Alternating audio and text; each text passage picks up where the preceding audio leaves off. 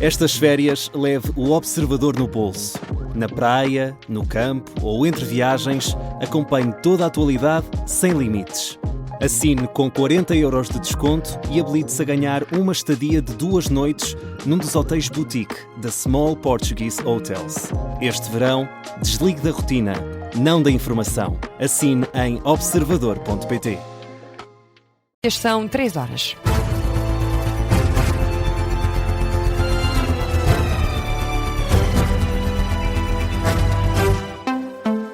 É o Jornal das 3 com a edição de José Rafael Lopes. E José, começamos em Ceuta. Metade dos 60.000 migrantes que entraram na região nas últimas 24 horas já regressaram de forma voluntária a Marrocos. Informação confirmada pelo ministro espanhol da Administração Interna, tendo em conta que entraram em Ceuta, nas últimas 24 horas, 60.000 migrantes e há esse registro de 43 mortes nesta crise. Os números foram avançados pelo presidente da cidade autónoma de Ceuta, Jesus Vivas, depois de uma reunião com Pedro Sánchez. Ainda assim, ainda há migrantes a chegar a Ceuta. É lá que está o João Porfírio, editor de fotografia do Observador enviado especial. João, há pessoas a sair de forma voluntária, é certo, mas há ainda muitos que tentam a sorte após a travessia. É verdade, é verdade. Há muitos que tentam essa sorte, há muitos que vêm até esta praia onde nos encontramos e a primeira coisa que fazem é porem-se de joelhos e beijam a areia e beijam a água. E esta é muito simbólica daquela que é uma travessia que já vitimou, como tu disseste, dezenas de pessoas, 28 pessoas, e que transportou uma grande carga política europeia para esta crise migratória, mas sobretudo uma grande carga emocional, uma vez que estamos aqui a falar de milhares e milhares de pessoas que estão entregues à sua sorte aqui nas ruas de Ceuta. As pessoas não têm onde comer, não há abrigos suficientes para todas estas pessoas que estão aqui em território espanhol e que vieram de Marrocos, e muitas dessas pessoas, como disseste, estão a regressar a Marrocos porque de facto não comem há vários dias, há pelo menos 2 dias que não comem, porque todos os estabelecimentos comerciais aqui de Ceuta decidiram encerrar, uma vez que não havia condições de segurança, alegam os proprietários destes estabelecimentos, para receber todas estas pessoas, e por isso muitas delas estão a regressar, mas o que é facto é que aquele primeiro sentimento de pisar solo europeu, pisar solo espanhol, é de facto muito simbólico, não só em termos visuais, que é a minha área, mas sobretudo em termos emocionais, uma vez que é ali aquela areia, é muito perto do seu país de origem, mas muito longe, uma vez que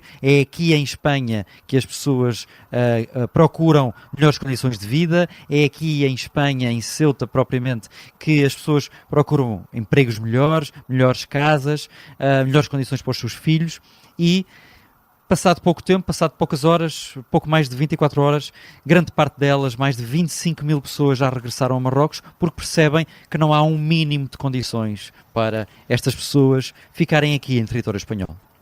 A reportagem do João Porfírio, enviado especial do Observador, editor de fotografia, a pintar este retrato das milhares de pessoas que continuam a chegar a Ceuta. Foram 60.000 nas últimas 24 horas e há também esse registro por parte do Ministro da Administração Interna de Espanha que metade desses 60.000 estão já a regressar de forma voluntária a Marrocos. E José, o primeiro-ministro espanhol, diz que o governo está atento. Pedro Sánchez está também ele em Ceuta, garante que o governo espanhol vai utilizar todos os recursos possíveis para garantir a segurança de Ceuta. Decirle a los ceutíes que toda España está con ellos y en consecuencia Dizer aos ceutis que toda a Espanha está com eles e, consequentemente, o governo de Espanha está com Ceuta. Em segundo lugar, definir o que aconteceu no dia de ontem como um ataque, uma violação da integridade territorial de Espanha, das fronteiras e de uma cidade espanhola como é a cidade de Ceuta.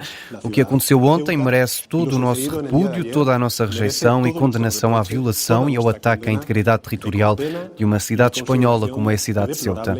La violación y el ataque a la integridad territorial de una ciudad española como es la ciudad de Ceuta. Pedro Sánchez, primeiro-ministro espanhol, garante ainda que já está em contacto com as autoridades marroquinas para agilizar a repatriação dos migrantes. E terminou há pouco a Conferência de Líderes no Parlamento com uma decisão sobre os problemas com os exames nacionais. A Comissão Permanente do Parlamento vai reunir-se na segunda-feira para debater os problemas nesse tema dos exames. A votação foi unânime. Vai ser feito um debate com o Governo, embora não seja garantido que seja o Ministro da Educação a ser ouvido. O Governo vai indicar quem quiser, pode fazê-lo ao abrigo do regimento da Assembleia da República, que não permite convocar um ministro para a Comissão. Esse debate fica marcado para a próxima segunda-feira, às 3 da tarde. Confirma-se também desta reunião de líderes que o Ministro da Administração Interna não vai ser ouvido no Parlamento. À segunda tentativa, o PSD e CDS voltaram a votar de forma negativa a audição de Luís Neves. E precisamente vamos agora às reações. Reações a esta comissão de líderes. O deputado do PSD, Francisco Figueira, culpou o Chega por a Comissão Permanente da Assembleia da República incluir apenas o tema dos exames nacionais. Não tendo o Chega, digamos, aberto mão, se me permitem o coloquialismo, da audição do Sr. Ministro, não havia, digamos, forma de enquadrar, digamos, essa audição no âmbito do funcionamento e da Comissão Permanente da próxima segunda-feira, razão pela qual a Comissão Permanente vai incidir sobre o tema dos exames nacionais, fazendo-se o Governo representar por um membro do Governo ou não, que da forma que entender, nos termos que são regimentalmente previstos.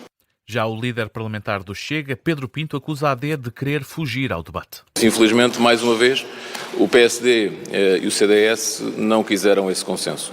Infelizmente foram respaldados pelo Presidente da Assembleia da República, porque o Presidente da Assembleia da República tem poder para convocar essa Comissão Permanente. O PSD e o CDS provaram apenas que estão a fugir ao debate. E a pergunta que eu faço é muito simples. Que sentido é que fazia nós estarmos a aceitar uma comissão permanente para falar sobre o Ministério da Administração Interna, ou sobre o Ministro da Administração Interna, para falar sobre tudo o que ele fez enquanto foi Diretor Nacional da Polícia Judiciária, sem a presença do mesmo? É uma coisa que não faz sentido. Pelo PS, Pedro Delgado Alves lembra que o partido sempre se manifestou a favor de ouvir quer Luís Neves, quer Fernando Alexandre. Nós entramos para esta Conferência de Líderes com o objetivo de marcar uma audição com caráter de urgência, porque o tema assim o exige, com o Sr. Ministro da Administração Interna. E saímos da Conferência de Líderes com um debate marcado sobre educação, em que o Governo nem sequer se compromete a fazer-se representar nessa mesma reunião. A isto acresce o dever do Governo de prestar esclarecimentos, sobretudo quando o próprio Ministro da Administração Interna se disponibilizou variadas vezes para prestar todos os esclarecimentos necessários.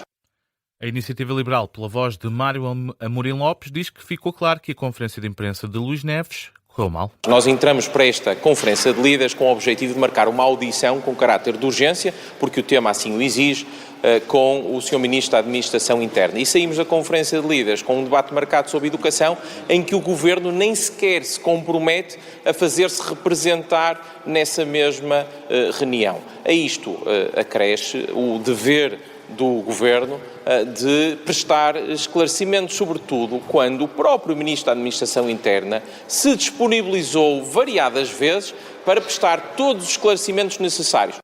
Já o LIVRE, através de Paulo Moacho, atribui responsabilidades a José Pedro Aguiar Branco. Do nosso ponto de vista, a decisão de não marcar um ponto sobre esta matéria é do Presidente da Assembleia da República, que é quem tem a competência constitucional e competência regimental para marcar ou não reuniões da Comissão Permanente. Poderia tê-lo feito, escolheu não o fazer e, portanto, naquilo que já tinha sido a decisão anterior, que nós também discordamos, o LIVRE, mais uma vez, não se opôs a que este debate pudesse ter lugar, mas foi a decisão do Sr. Presidente da Assembleia da República. O PCP reagiu na voz de Paulo Santos, que critica a postura do Governo por não permitir escrutinar e fiscalizar a atividade do Executivo. Aquilo que nós constatamos é que foi, de facto, da parte do PSD e do CDS, uma tentativa, claramente procuraram bloquear, de facto, o escrutínio e que a Assembleia da República, no quadro das suas competências, pudesse fiscalizar a atividade do Governo. Eu queria salientar que a Assembleia da República não fecha e, portanto, o escrutínio e a fiscalização têm que ser feitos e, neste momento, de suspensão dos trabalhos é feito através da Comissão Permanente. Já o PAN diz que há dúvidas, é o que defende Inês Sousa Real. Em última análise, terá que ser uma responsabilidade também do próprio Primeiro-Ministro manter a confiança enquanto não só existe uma investigação relativamente a factos da esfera da vida privada, mas também factos que cruzam com aquilo que é a responsabilização da utilização dos meios ou a alegada responsabilização da utilização dos meios da Polícia Judiciária. Parece-nos que existem falhas graves nesse sentido que deveriam efetivamente ser esclarecidas no âmbito de um debate parlamentar. As reações após o final da Conferência de Líderes no Parlamento. E o secretário-geral do Partido Socialista admite não ter medo de eleições. José Luís Carneiro esteve esta manhã no Sob Escuta da Rádio Observador sobre a possibilidade do país ter de enfrentar eleições legislativas antes do previsto. O secretário-geral do PS garante que o partido está pronto para servir os portugueses quando surgir a oportunidade. O Partido Socialista será parte responsável para garantir estabilidade política ao país, mas não teme as eleições. Isso quer dizer o quê, exatamente? Quer dizer que o Partido Socialista se tem vindo a preparar para ser uma alternativa para responder aos cidadãos. E já está pronto? Há um ano que tenho e que temos equipas diversificadas. Já está pronto? Nós teremos, o Partido Socialista é um grande partido que tem capacidade convocatória para servir o país quando os portugueses assim o entenderem. Não é por nós que haverá crise política. José Luís Carneiro, em entrevista na Rádio Observador, recorda ainda as palavras do Presidente da República sobre o Orçamento de Estado, quando António José Seguro disse que não seria nenhum drama se o país tivesse de ser governado em duodécimos. E agora, José, vamos ao noticiário local. A ligação fluvial entre Seixal, Barreira e Caixoré vai ter novos horários experimentais aos sábados a partir de amanhã. A nova operação inclui 3 ligações circulares entre os 3 pontos e 2 viagens diretas entre Seixal e Barreiro, uma frota 100% elétrica. Em Pombal, a Câmara Municipal e o PS estão a exigir garantias sobre o futuro do Hospital do Distrito, do Hospital de Distrital. Em causa está a possibilidade da Santa Casa da Misericórdia recuperar o edifício e assumir a gestão em parceria com o grupo privado Sanfil. O município defende que a unidade deve continuar integrada no Serviço Nacional de Saúde. Em Oliveira de Azeméis, a Câmara vai investir cerca de 2 milhões de euros na reabilitação de várias unidades de saúde do concelho. As obras abrangem os centros de saúde de Oliveira de Azeméis, Cucujães e César, bem como unidades em Carregosa, Nogueira do Cravo e Loureiro. O objetivo é melhorar as condições de conforto e segurança para utentes e profissionais. A rotunda de Mugege, em Vila Nova de Famalicão, vai ser inaugurada amanhã, às 11 horas, com a presença do Presidente da Câmara, Mário Passos. A empreitada custou cerca de 740 mil euros e meses de atraso. Uma obra que estava prevista ficar concluída em 120 dias acabou por demorar mais 90 do que era suposto. Nas Caldas da Rainha, as salas de cinema do Centro Comercial La Vie vão dar lugar a um ginásio e a uma loja, depois do encerramento da Cineplace. A Câmara aceitou a mudança, mas com uma condição: a cidade tem de continuar a ter cinema regular. O município está agora a tentar reabrir as salas dos cinemas Delta no Centro Histórico. Em Lisboa, a Junta de Freguesia das Avenidas Novas promove mais um evento gratuito no âmbito do Festival de Jazz em Lisboa, às 6h30 no Jardim do Arco do Cego. Zé Cruz é acompanhado por José Pedro Coelho no saxofone, Bernardo Moreira no contrabaixo e André Sousa Machado na bateria. O concerto é pet-friendly e family-friendly, ou seja, convida famílias, amigos e também animais de companhia. E é o ponto final no Jornal das 3, edição do jornalista José Rafael Lopes, que está de regresso às 3h30. Até já. Até já.